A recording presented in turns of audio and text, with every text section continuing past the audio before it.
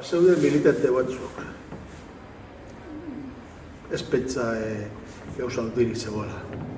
Baina hori bai, kapazitate oso handixe propaganda egiteko, pintak egiteko eta greba konbokatzeko eta mugitzeko. Baina benetan jende ugari etzegoan. Eta gero ikusi izan arileketan hauteskundeetan, ezta? Baina bere ideologia zein zen? Bazan marxista-leninista maoista partidua. Praktikan bazan lehengo PC moduko partidu bat, baina iraultzailea. Erreformagaz konformatu etzena, ezta? Hortik atara eban maoismo ideologiatik, ez dakit.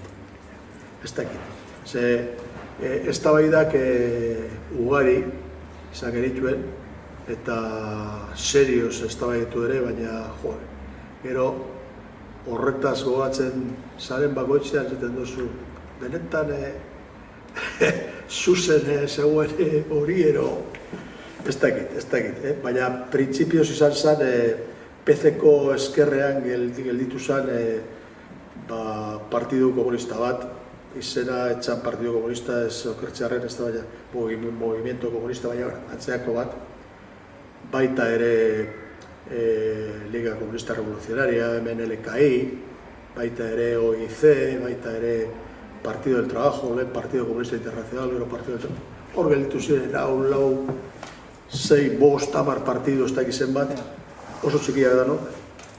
Igual leku batzutan indara purtsua gehiago beste leku batzutan ezebez, eta gero hauteskundetan ikusi zen horrek etzeukala inolako inarrik. Izan ziren, lehenengo hauteskundeak izan ziren Espainiako hauteskundeak akortes konstituyentes, hauteskunde konstituzioa bat,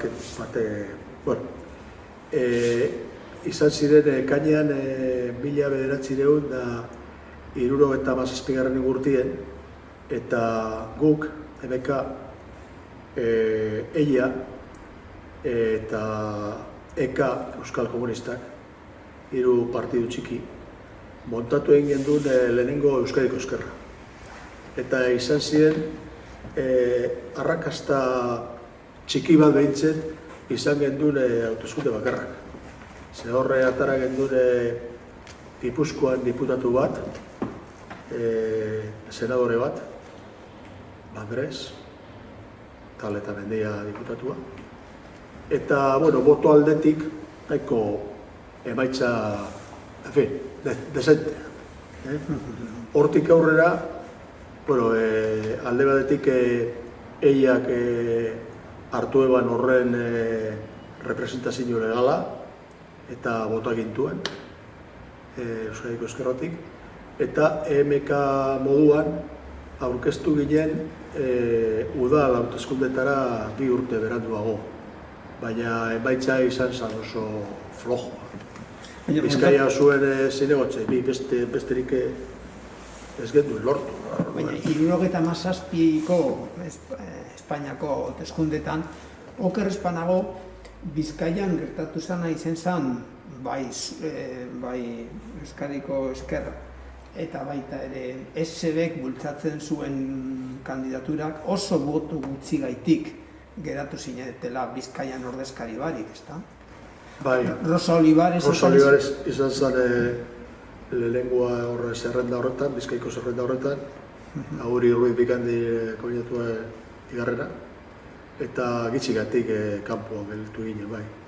Horrezaitik dinot, emaitza horiek izan ziren nahiko dezenteak.